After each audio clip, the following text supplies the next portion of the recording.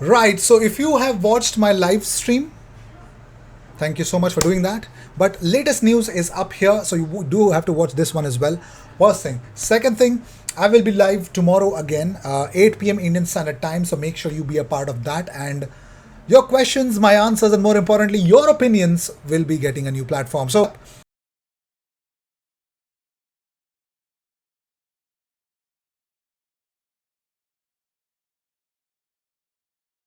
plus, I would want to make up for all the days that I've missed out on because lots of good things I missed out on informing you guys. So here we go. The first news that we have is about Nicola Pepe. What do we have about Nicola Pepe that you guys need to know? So Fabrizio Romano says that negotiations ongoing with Nice and Arsenal for Nicola Pepe, being told buy option currently not included, could be simple loan until June 2023, but all parties in talks is still open.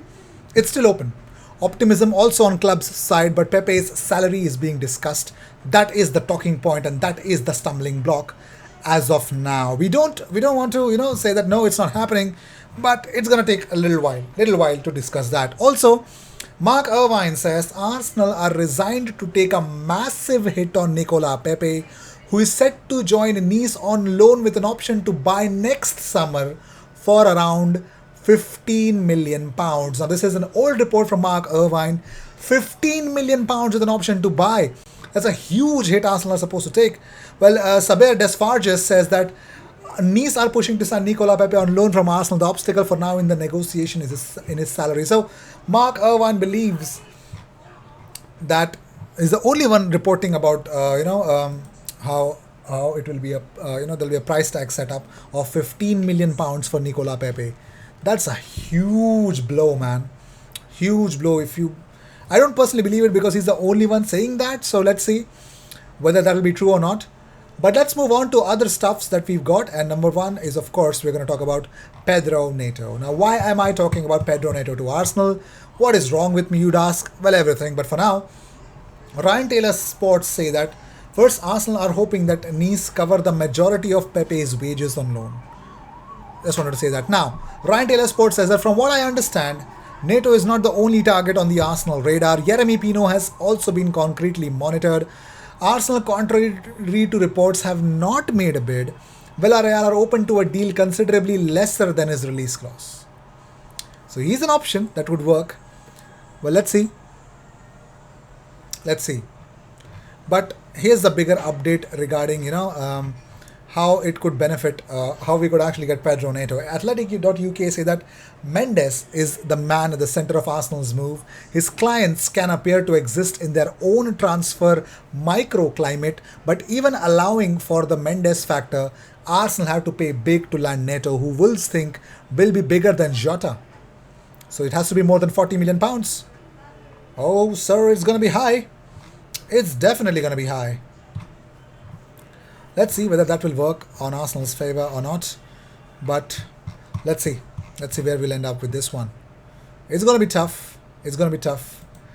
But let's hope to talk more about it. Now for Tielemans. Well, Newsblad Sports say that it is expected that Leicester will drop their price for Tielemans, making a transfer possible. Arsenal most interested player is calm as he knows he's in a strong position to get a move. Now, of course, Yuri Tielemans is really, yes, he is the one who gets to call the chips right now.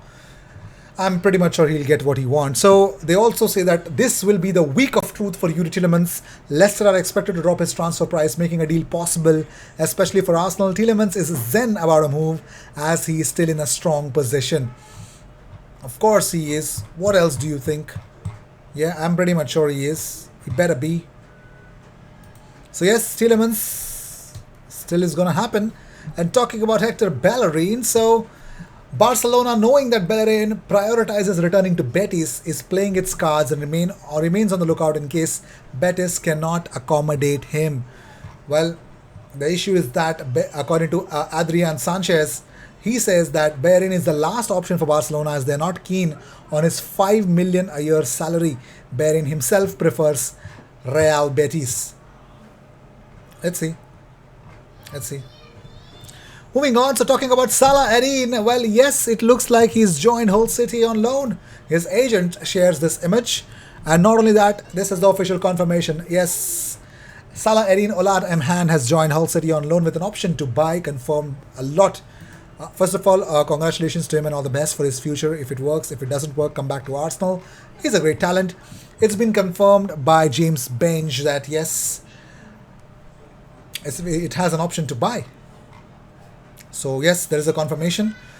Even from Hull City News, we are hullcity.co.uk have also confirmed that yes, there is an option to buy. So yes, interesting to see where we'll end up with this one. Very interesting. Let's see what we will do with it at the moment. Interesting to see that. So this is the Premier League team of the week according to whoscored.com. You could see William Saliba and Martin Odegaard making the list. Alan Shearer's team of the week is here with again Saliba and Martin Odegaard from Arsenal making the list. Manager being Jesse Marsh. Now let's talk about the Europa League draws. Well, yes, on Friday, Arsenal and well, we will discover who are the other three teams that we will face in the group stages of this season's UEFA Europa League. Yes, it is when the draw is made in Istanbul. Yes. Well, according to this, it will be 12 p.m. BST on Friday. The first match day will be September 8th. The second will be September 15th. Match day 3 will be October 6th. 4th is October 13th. Match day 5 is October 27th. And match day 6th is November the 3rd. That's how it is going to be at the group stages. So that is that. Before ending this, we have more concrete evidence of Pedro Neto news. So Fabrizio Romano on his podcast, here we go, says Neto will not force a move, but he's more than keen to go to Arsenal. It is a factor in this deal. He really is, I'm pretty much sure. Also, based on, there we go. So, yes. So, yep. Dave Azopardi says that Wolves owners have a lot of shares in Mendes' agency Justifiute. So they won't be taken to the cleaners in terms of price and will try to get a fair deal. That's cool.